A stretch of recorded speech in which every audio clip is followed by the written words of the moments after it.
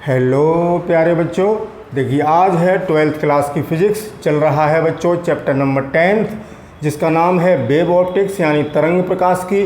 और आज के इस चैप्टर का बच्चों ये है लेक्चर नंबर 31 यानी 31वां लेक्चर है बच्चों। और मुझे पूरी उम्मीद है ये इस चैप्टर का आखिरी लेक्चर है। इस लेक्चर में बच्चों आज हम इस चैप्टर को क्लोज़ कर देंगे तो आपको बड़ी प्रसन्नता मिलेगी। बहुत दिनों से ये लेक्चर चल रहा है। तो देखें बच्चों, समय को बर्बाद न करते हुए हम चलते हैं पिछले लेक्चर की बात करते हैं कि पिछले लेक्चर यानी 30वें लेक्चर में हमने बताया था कि पोलरॉइड्स के क्या क्या उपयोग हैं। तो वहाँ बच्चों हमने सबसे लास्ट में एक पॉइंट लिखा था कि पोलरॉइड्स की सहायता से हम ये पता कर सकते हैं कि जो प्रकाश हमें दिया गया है या जिस प्रकाश को हमें चेक करना है कि वो अध्रुवित है या समतल ध्रुवित है या आंशिक ध्रुवित है, तो ये हम किससे पता कर सकते हैं? पोलरॉइड की सहायता से। तो आज का टॉपिक है बच्चों ध्रुवित प्रकाश का संसूचन, that is detection of polarised light. तो आज हम ये पता करेंगे, वो सीखेंगे कि किस तरीके से हम पता कर लेते हैं, क्योंकि किसी भी प्रकाश में जो वाइब्रेशंस होते हैं उसी के आधार पर हमें पता लगता है कि ये प्रकाश अध्रुवित है या ध्रुवित है या पार्शियली पोलराइज्ड है, आंशिक ध्रुवित है। ये सब किससे पता लगता है? कंपनों के आधार पर। और कंपन हमें बच्चों दिखाई नहीं देते, तो इसीलिए हम किसका प्रयोग करेंगे? पोलरॉइड का। तो जैसे देखें ये एक पोलरॉइड है। क्या है बच्चों? ये एक पोलरॉइड है। तो यहाँ पर आप देखें कि इस पोलरॉइड की ये पास एक्सिस हैं, पारित अक्षें हैं, जैसा कि आप अब तक सीख चुके हैं। इस अंतिम चरण में, इस चैप्टर के अंतिम चरण में मुझे ज़्यादा कुछ नहीं समझाना पड़ेगा, क्योंकि ये सब बातें आप सीख चुके हैं। ये पास एक्सिस है बच्चों। तो देखें हम क्या करेंगे कि जो भी प्रकाश डिटेक्ट करना है यानी जिसका भी संसूचन करना है, जिसके भी बारे में हमें जानना है कि ये किस नेचर का है, अध्रुवित या ध्रुवित या आंशिक ध्रुवित, तो उसको हम एक पोलरॉइड से गुजारते हैं और निर्गत प्रकाश को हम ऑब्जर्व करते हैं, देखते हैं, अपनी आँख से देखते हैं। तो हम यहाँ से देख रहे हैं निर्गत प्रकाश को बच्चों। अब नंबर 1, यदि प्रकाश अध्रुवित है, अब करते क्या हैं कि हम उस प्रकाश के सामने पोलरॉइड रखते हैं। जैसे मान लो लाइट इधर से आ रही है, तो एक पोलरॉइड मैंने लिया और ऐसे रख लिया, फिर उसको मैं 360 अंश से घुमाऊंगा, इस तरीके से पूरा एक चक्कर घुमा दूंगा और फिर तीव्रता को देखूंगा अपनी आँखों से कि प्रकाश की तीव्रता में क्या परिवर्तन आ रहा है। तो अगर पूरा एक चक्कर घुमाने में यानी 360 डिग्री तक घुमा दिया, उसको एक साइकिल कंप्लीट कर दी, 360 डिग्री से अगर उसको घुमा दिया, तो अगर यहाँ नो चेंज इन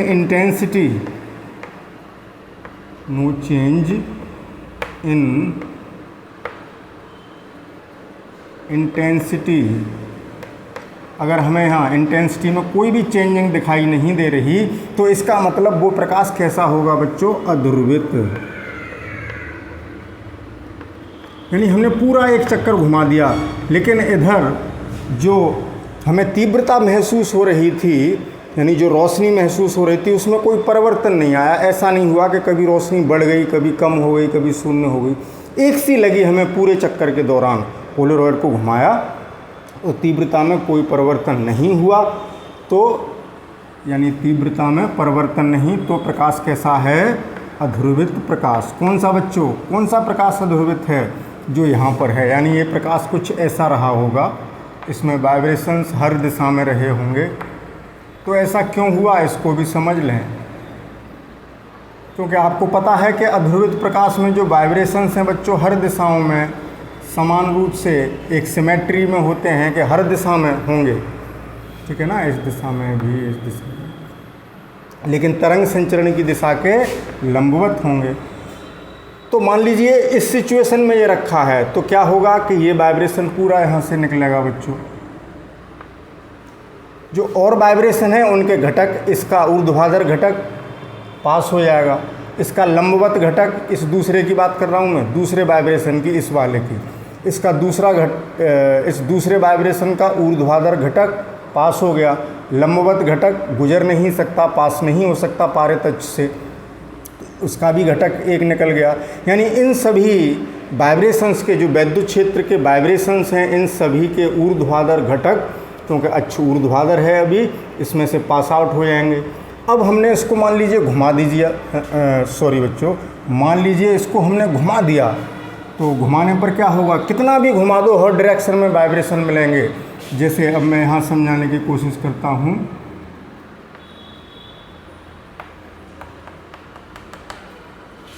अब मान लीजिए मैंने ऐसे घुमा दिया, ऐसे वाइब्रेशन यहाँ से निकलेंगे बच्चों, और यहाँ कितनी तीव्रता मिलेगी, क्योंकि इन सभी वेक्टर्स के ऊर्ध्वाधर घटक यानी वे घटक जो इस पारित अक्ष के समांतर हैं निकल जाएंगे, और सबके लंबवत घटक यहीं कट हो जाएंगे, अवशोषित हो जाएंगे दो वर्णता से, और वो उधर नहीं निकलेंगे। तो यहाँ इंटेंसिटी आधी रह जाएगी 50%। तो पूरे चक्कर के दौरान तीव्रता जितनी है उतनी ही बनी रहेगी हर एंगल पर, यानी नो चेंज इन इंटेंसिटी। अब मान लीजिए मैंने पारित अक्ष ऐसे कर दी, इसको इतना घुमा दिया थीटा डिग्री से,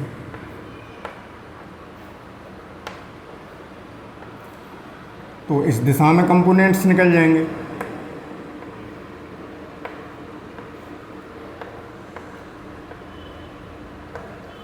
इस अक्ष के समय जैसे ये वेक्टर है ये पूरा निकल जाएगा, बाकी के क्या होंगे, इस दिशा में जो घटक होंगे वो पास, और इस दिशा के लंबवत, जैसे ये दिशा अगर ये है तो इसके लंब ये हुई, इसके लंब दिशा ये हुई बच्चों।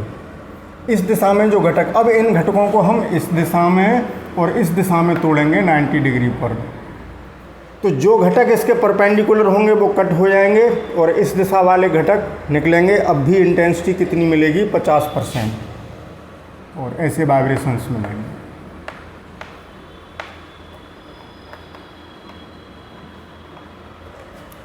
यानी पूरा चक्कर घुमाने के दौरान हमें तीव्रता में कोई परिवर्तन दिखाई नहीं देगा। या एक तरीके से और समझ लें बच्चों, मैं बताता हूँ, बात समझ में आ गई होगी, बहुत कठिन बात नहीं है।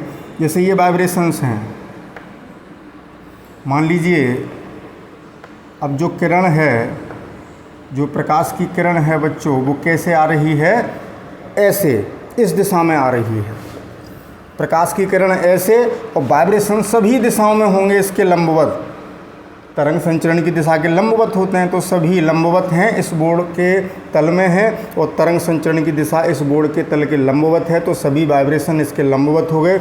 और मैं सामने से एक पोलरॉइड रखकर उसे घुमा के चेक कर रहा हूँ, तो क्या होगा, देखिए इनिशियल पोजीशन ये है, 360 घुमाऊँगा, ध्यान रखना यहाँ है, तो इस स्थिति में क्या होगा, ये वाला जो वाइब्रेशन है पूरा पास आउट हो गया, इस वाले का ऊर्ध्वाधर घटक पास हो गया, क्षैतिज घटक इस दिशा में आएगा वो पास नहीं होगा।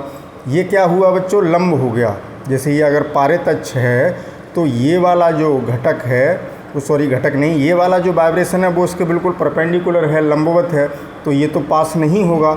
लेकिन बाकी के जो एंगल बना रहे हैं उन सभी के ऊर्ध्वाधर घटक पार हो गए, और सभी के क्षैतिज घटक कैसे हो गए, अवशोषित हो गए, पार होके निर्गत प्रकाश में नहीं पहुँचे।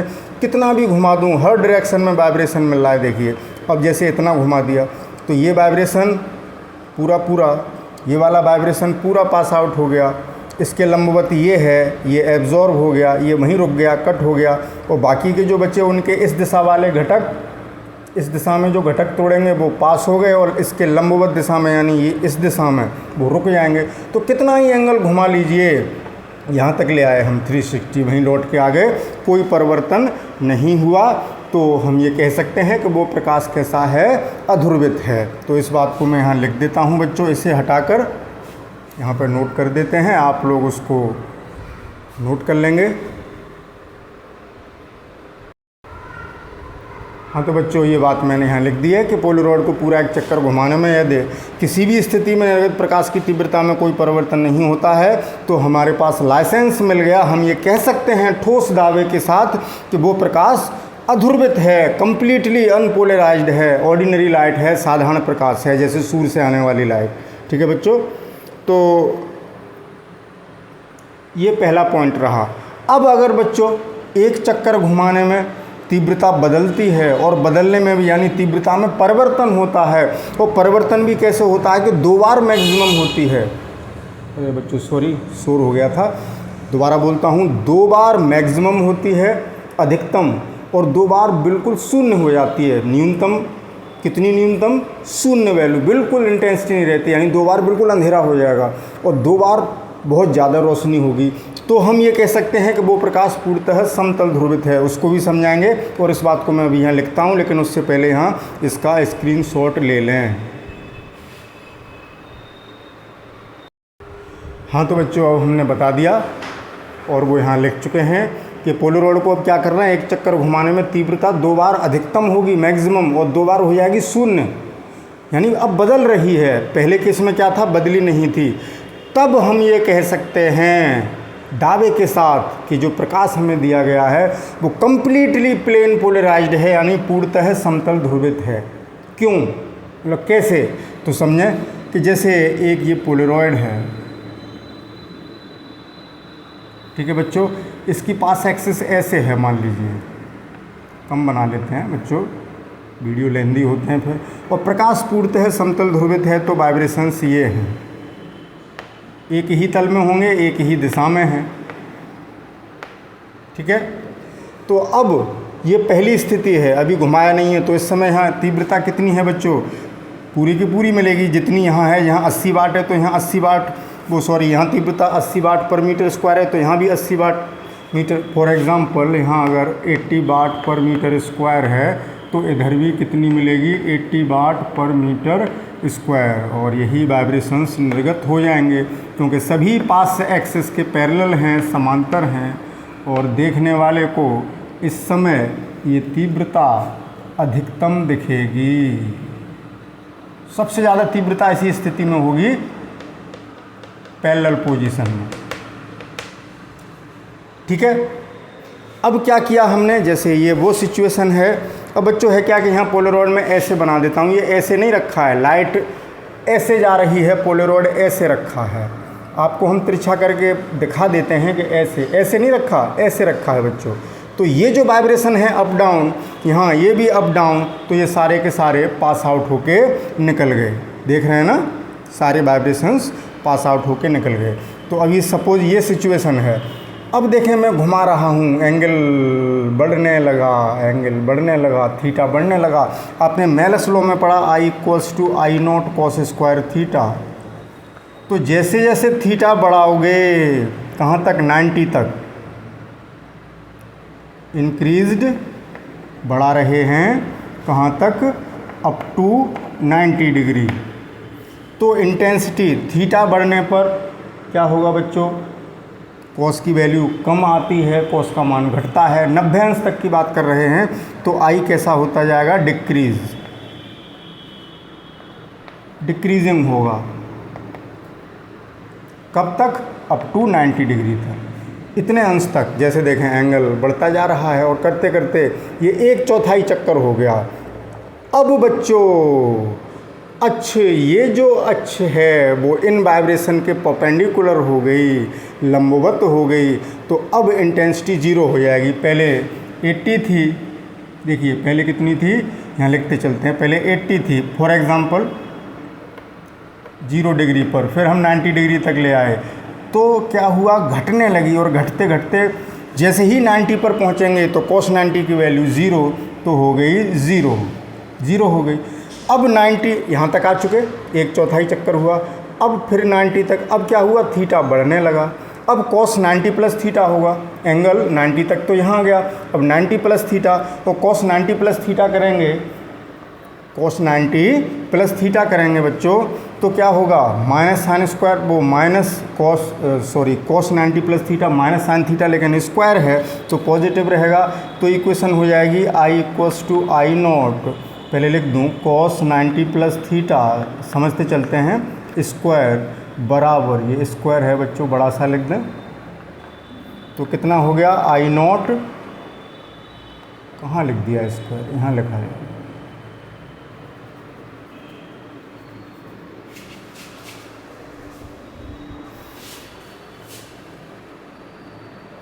cos स्क्वायर 90 प्लस थीटा, ये हो गया साइन स्क्वायर थीटा। कहाँ के बाद? अब ये थीटा कौन सा है बच्चों? थीटा डैश कर सकते हैं हम। अब 90 के बाद आगे बढ़ा रहे हैं थीटा डैश। जैसे 90 तक यहाँ आ गए, पहले ये थी सिचुएशन, यहाँ तीव्रता घटी घटी घटी शून्य हो गई, ये 2 सिचुएशन। फिर एंगल बढ़ने लगा 90 के बाद, तो 90 प्लस वो थीटा डैश कर लिया, कितना बढ़ा रहे हैं। तो अब वैल्यू बढ़ेगी, बढ़ती जाएगी बढ़ती जाएगी बढ़ती जाएगी और कहाँ तक पहुँच जाएगी? मैक्सिमम 180 अंश पर। ठीक है, क्योंकि साइन का मान थीटा बढ़ने पर बढ़ता है। तो 80 से फिर वो 180 डिग्री पर कहाँ तक पहुँच गई? 80 वाट पर मीटर स्क्वायर, यानी फिर मैक्सिमम हो गई। यानी अब हम कहाँ आ गए बच्चों? यहाँ थे, 90 घूमा, ठीक है, और 90 फिर घूमा, 180 पर आ गए। अब 180 प्लस थीटा, तो अब फिर घटने लगेगी, क्योंकि कॉस 180 प्लस थीटा जब आप करेंगे तो माइनस कॉस थीटा होगा, तो माइनस कॉस स्क्वायर, यानी कॉस फिर आ जाएगा, स्क्वायर होगा प्लस रहेगा प्लस ही, लेकिन कॉस में फिर अब एंगल बढ़ने लगा 180 के बाद, तो फिर तीव्रता घटने लगी और घटते घटते फिर जीरो हो गई। देखिए अब एक भी वाइब्रेशन बाहर नहीं निकलेगा, 270 तक पहुंच गए हैं। यानी अब घटते, अब डिक्रीज हो रही है, इसलिए नीचे दिखा रहा हूँ मैं, और घटते घटते कहाँ पहुँच गई? जीरो पर, 180 270 पर। ठीक है, यहाँ तक आ गए 270 पर, और फिर 90 और घुमा दिया, अब तीव्रता फिर घटने लगी। फिर कहाँ क्या हुआ बच्चों? फिर चलते हैं, यहाँ थी मैक्सिमम यानी 80 वाट पर मीटर स्क्वायर, फिर हो गई जीरो ये, फिर क्या हुआ? 80 वाट, फिर मैक्सिमम हो गई, फिर घटने लगी, जीरो हो गई, फिर 360। अब क्या बढ़ने लगी? अब बढ़ने लगी, क्योंकि अब फिर साइन आ जाएगा, फिर बढ़ने लगी बढ़ने लगी बढ़ने लगी बढ़ने लगी, और यहाँ पर आते आते क्या हो जाएगा बच्चों? फिर मैक्सिमम हो जाएगी, फिर 80 हो जाएगी। अब आप इसको काउंट नहीं करेंगे कि एक चक्कर यहाँ से शुरू किया था, या तो वहाँ से मत करो, यहाँ से स्टार्ट हुए थे वहीं फिर लौट के आए हैं, तो या तो पहले 4 देखो या लास्ट के 4 देखो। देखें 2 बार मैक्सिमम हुई है और 2 बार अधिकतम हुई है, वो तो लौट के फिर हम पहली पोजीशन में ही आ गए ना, तो ये पोजीशन तो यही मानी जाएगी। तो ये देखें शुरू के 4, 0 से बढ़कर फिर 80 वाट पर मीटर स्क्वायर हुई है, यानी 0 से 80 की ओर बढ़ रही है। घटने से, अब घटने बढ़ने से मतलब नहीं है, यहाँ बढ़ी भी तो 80 से 0 हुई, और 0 से फिर यहाँ बढ़ी भी है, 0 से 80 हुई, फिर 80 से फिर 0 हुई, फिर 0 से फिर 80 हुई। यानी 2 बार समांतर पोजीशन मिलेंगी, 2 बार लंबवत पोजीशन मिलेंगी। समांतर पोजीशन में मैक्सिमम होगी, लंबवत पोजीशन में मिनिमम होगी बच्चों। ठीक है, तो 2 बार अधिकतम और 2 बार शून्य। ऐसा तभी संभव है जब क्या होगा कि प्रकाश पूर्णतः समतल ध्रुवित होगा, तीव्रता में परिवर्तन हुआ, मैक्सिमम हुई और 0 भी हुई, तो वो बात वहाँ लिखी हुई है। ठीक है ना, जैसे यहाँ मैक्सिमम थी, एक फिगर चाहो यहाँ बना सकते हो, जैसे 90 अगर एक्सेस हमने ऐसे कर दी, वाइब्रेशंस ये थे, तो ये वो दूसरी सिचुएशन है। कितने एंगल से घुमा चुके हैं इसको? रोटेट कर दिया है हमने अप टू 90 डिग्री तक, 1/4 घुमा दिया है, तो यहाँ तीव्रता हो गई थी 0।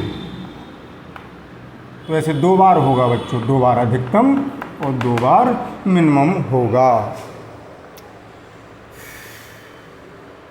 ठीक है, बात समझ में आ गई?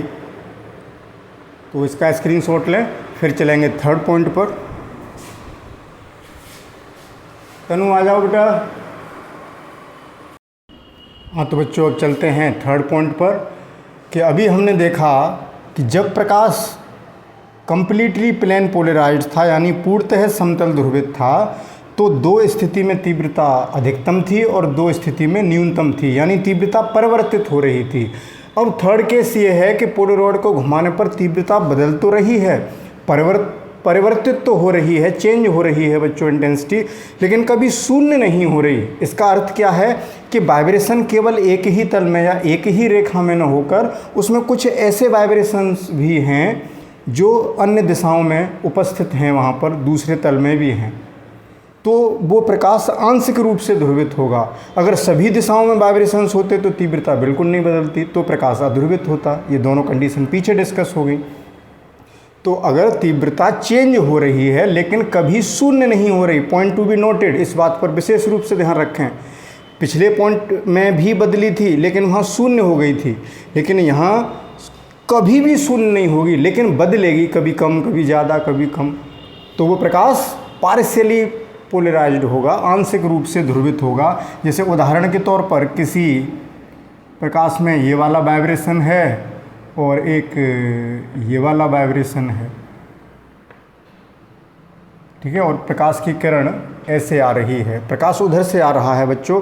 तो होगा क्या, देखिए चेंजिंग कैसे होगी। मान लीजिए ये पोलरॉइड है, तो इस समय क्या होगा, देखें इस एक्सिस के पैरेलल ये वाला घटक है, ये पूर्ण रूप से बाहर आ जाएगा और इस वाले का जो ऊर्ध्वाधर घटक होगा वो पार हो जाएगा और ये वाला घटक कट हो जाएगा, वो पार नहीं होगा। यानी तीव्रता इस समय यहाँ पर हमें मिल रही है। लेकिन जैसे ही इसको हम थोड़ा सा भी घुमाएंगे, जैसे ये, तो अब मान लीजिए घुमा के अच्छी ये आ गई, तो अब इसका इस दिशा में घटक और इसका इस दिशा में घटक वो तो पार हो जाएंगे, लेकिन घटक हमेशा मूल कंपोनेंट से कम ही होता है बच्चों, ठीक है ना। जैसे कोई ये वाइब्रेशन है, इसका इस दिशा में घटक निकालोगे तो ये घटक इससे छोटा ही रहेगा, इस दिशा में निकालोगे तो ये भी इससे छोटा ही होगा। तो अब पहले क्या था, एक पूरा निकल रहा था, इसका एक घटक निकल रहा था, अब दोनों के घटक निकल रहे हैं, यानी तीव्रता अब कम हो गई। थोड़ा और घुमाया, ऐसे घुमा दिया, तो अब ये पूरा वाइब्रेशन बाहर निकल रहा है लेकिन इसका घटक निकल रहा है, तो अब तीव्रता और बदल गई। पहले ये निकला था, अब ये निकल रहा है, लेकिन ये एंगल तो अलग अलग हैं, ये एंगल अलग है, ये एंगल अलग है। तो पहले ये पूरा निकला था, इसका घटक निकला था, अब ये पूरा निकल रहा है, तो इसका घटक अब उतना नहीं होगा जितना इसका इस दिशा में घटक था। तो अब तीव्रता में फिर भी परिवर्तन नहीं हुआ। इसको कितना भी घुमा लो, इनके घटक हमेशा बाहर निकलते रहेंगे। किसी भी स्थिति में कोई स्थिति ऐसी नहीं बनेगी कि जीरो हो जाए। देखिए एक स्थिति ऐसी आ सकती है कि ये हो गया, तो ये तो शून्य हो गया, यानी ये घटक नहीं निकल रहा, लेकिन इसका इस दिशा में जो घटक होगा वो पार निकल आएगा। यानी तीव्रता कभी नहीं शून्य होनी। हर स्थिति में इन दोनों में से किसी न किसी का, दोनों के या किसी एक का, एक घटक तो जो प्रकाशिक अक्ष के समांतर होगा वो हमेशा निर्गत होगा। ये मैंने एग्जाम्पल 2 वाइब्रेशन दिखा के बताया है। 2 हो सकते हैं, 3 भी हो सकते हैं, 4 भी हो सकते हैं, लेकिन यूनिफॉर्मली सभी दिशाओं में नहीं है। इसलिए ये प्रकाश बच्चों कैसा हो गया, आंशिक रूप से ध्रुवित। तो इस प्रकार बच्चों हम पोलरॉइड को घुमाकर उस निर्गत प्रकाश की तीव्रता को देखकर हम ये पता कर सकते हैं कि वो दिया गया प्रकाश कैसा है। तो एक बार फिर सारांश 2 मिनट में रिवाइज कर लेते हैं। पूरा एक चक्कर घुमाने में, पोलरॉइड को पूरा एक चक्कर घुमाने में, पोलरॉइड को पूरा एक चक्कर घुमाने में यदि प्रकाश की तीव्रता में, निर्गत प्रकाश की तीव्रता में कोई परिवर्तन नहीं हो रहा, तो it is confirmed that the given light is totally unpolarised, यानी दिया गया प्रकाश अध्रुवित है। और अगर परिवर्तन हो रहा है और 2 बार अधिकतम हो जाती है, 2 बार न्यूनतम हो जाती है, तो इससे क्या निष्कर्ष निकलता है कि वो दिया गया प्रकाश कंप्लीटली प्लेन पोलराइज्ड है, पूर्णतः समतल ध्रुवित है। और अगर तीव्रता चेंज तो हो रही है, लेकिन किसी भी दशा में, किसी भी स्थिति में, किसी भी एंगल पर कभी शून्य नहीं हो रही, चेंज हो रही है, कभी घटती है कभी बढ़ती है, तो दिया गया प्रकाश आंशिक रूप से ध्रुवित होगा। तो बच्चों ये आज का था लास्ट टॉपिक, और आज आप भी खुश होंगे कि 31वें लेक्चर में हमने इस चैप्टर को समाप्त कर दिया है।